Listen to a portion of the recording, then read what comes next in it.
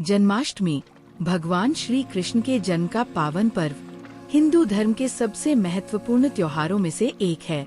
ये केवल एक तिथि नहीं, बल्कि अधर्म पर धर्म की विजय, अन्याय पर न्याय की स्थापना और प्रेम तथा निष्ठा की पराकाष्ठा का प्रतीक है। ये कहानी हमें उस दिव्य अवतार के जन्म से लेकर उनके प्रारंभिक जीवन के उन चमत्कारों तक ले जाती है, जिनके माध्यम से उन्होंने न केवल अपनी लीलाएं रची, बल्कि मानवता को धर्म और कर्तव्य का मार्ग भी दिखाया। यह कथा हमें सतयुग से द्वापर युग के संधिकाल में ले जाती है, जब पृथ्वी पर पाप का भार असहनीय हो गया था और स्वयं देवताओं को भी असुरों के आतंक से मुक्ति पाने के लिए भगवान विष्णु का आवाहन करना पड़ा था। 1. मथुरा का अत्याचार और कंस का उदय। कथा का आरंभ द्वापर युग की मथुरा नगरी से होता है, जो उस समय राजा उग्रसेन के अधीन थी। परंतु उग्रसेन का क्रूर और महत्वाकांक्षी पुत्र कंस बलपूर्वक अपने पिता को कारागार में डालकर स्वयं सिंहासन पर आरूढ़ हो गया था। कंस केवल एक राजा नहीं, बल्कि एक अनाकारी, निरंकुश और धर्मांध राक्षस था, जिसका अत्याचार मथुरा की जनता पर दिन प्रतिदिन बढ़ता जा रहा था। उसने अपने बल और क्रूरता से न केवल मनुष्यों को, बल्कि देवताओं और ऋषि मुनियों को भी भयभीत कर रखा था। मथुरा की गलियों में हाहाकार मचा हुआ था, लोग त्राहि-त्राहि कर रहे थे और धर्म अपने सबसे निचले पायदान पर था। पृथ्वी पर पाप और अन्याय का इतना बोलबाला हो गया था कि स्वयं भूदेवी गाय का रूप धारण कर देवताओं के साथ भगवान ब्रह्मा के पास अपनी वेदना सुनाने पहुंची। ब्रह्मा जी ने सभी देवताओं को साथ लेकर क्षीर सागर में भगवान विष्णु की स्तुति की। भगवान विष्णु ने उन्हें आश्वासन दिया कि वे शीघ्र ही पृथ्वी पर देवकी के 8वें पुत्र के रूप में अवतरित होंगे और कंस सहित सभी दुष्टों का संहार कर धर्म की पुनः स्थापना करेंगे। 2. देवकी और वासुदेव का विवाह एवं आकाशवाणी।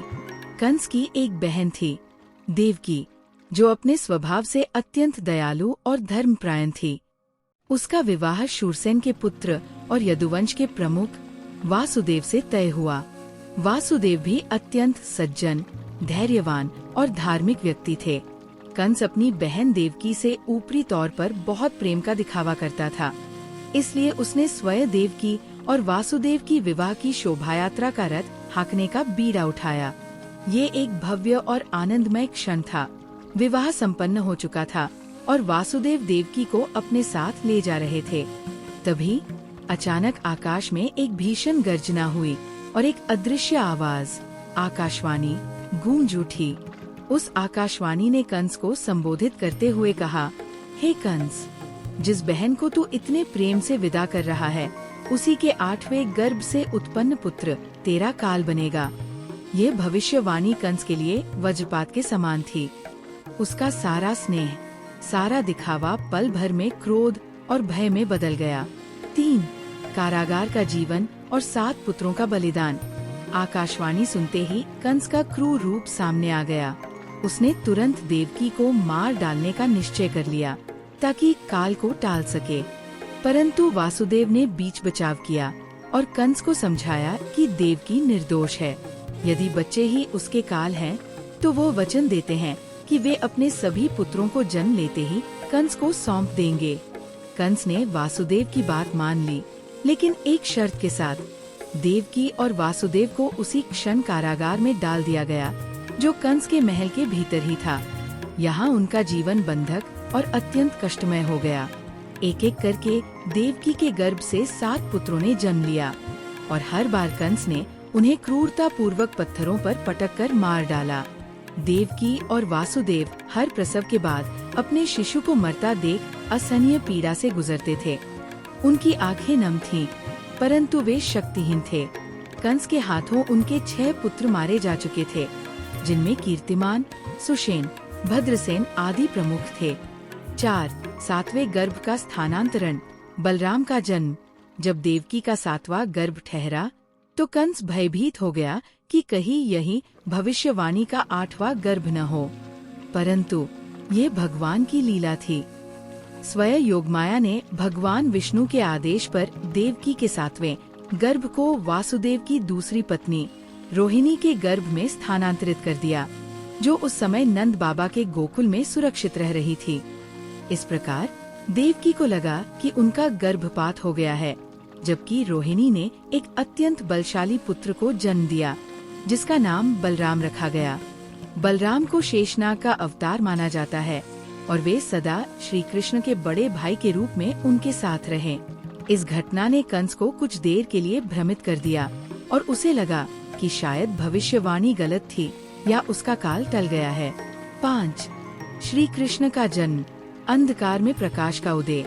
अब बारी थी 8वें गर्भ की, जिसके लिए स्वयं भगवान विष्णु ने अवतार लेने का निश्चय किया था।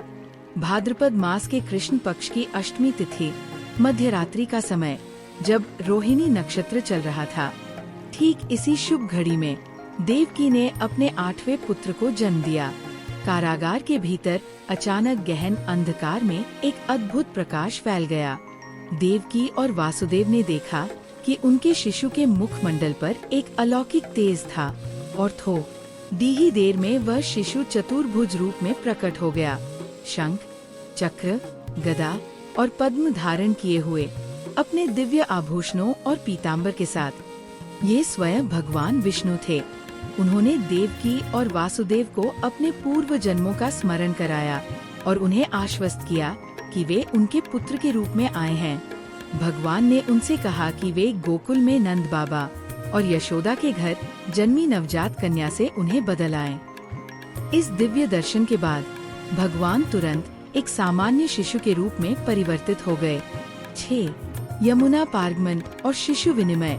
भगवान के आदेश पर वासुदेव ने शिशु को उठाया। कारागार के सभी द्वार स्वयं ही खुल गए। पहरेदार गहरी नींद में सो गए और चारों ओर सन्नाटा छा गया। मूसलाधार वर्षा हो रही थी, बिजली कड़क रही थी, परंतु वासुदेव बिना किसी भय के शिशु को टोकरी में रखकर चल पड़े।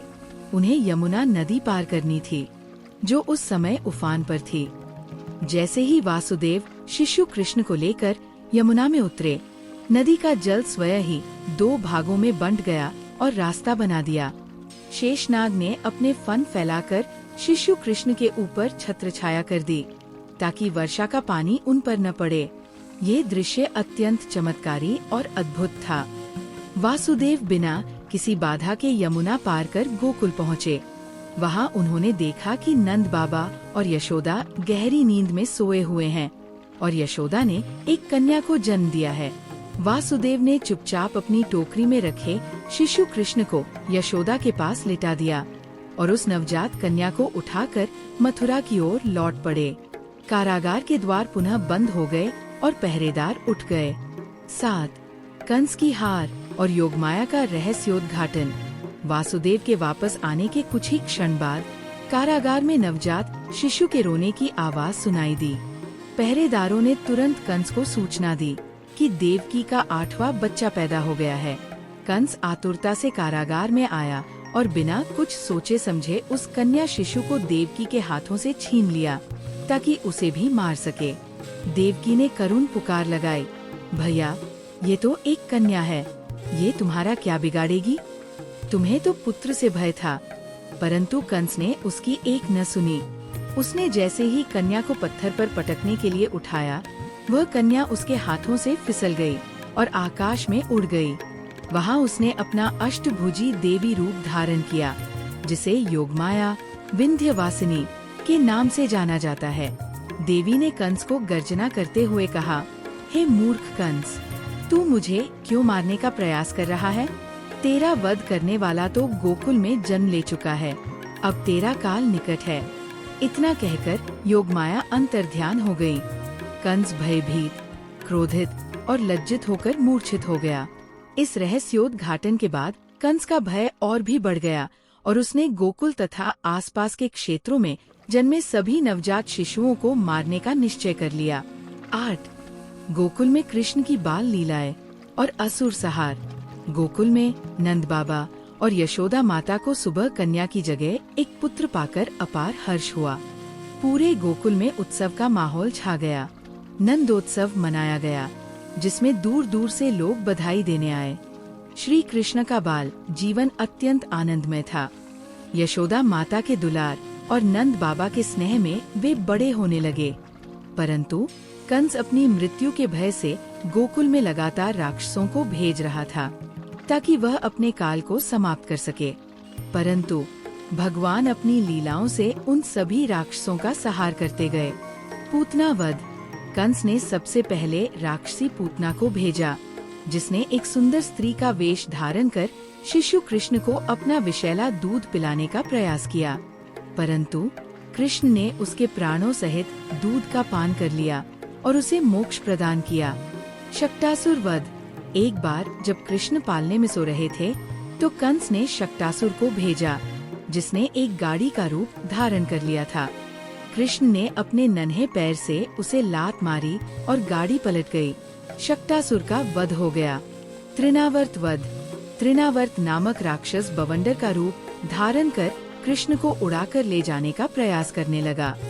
कृष्ण ने अपना वजन इतना बढ़ा लिया कि तृणावर्त उन्हें संभाल न सका और नीचे गिरकर मर गया। माखन चोरी और यशोदा बंधन लीला। कृष्ण अपनी बाल लीलाओं में अत्यंत नटखट थे।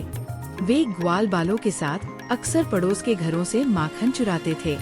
यशोदा माता उनकी इन हरकतों से परेशान होकर एक बार उन्हें ऊखल से बांधने लगी।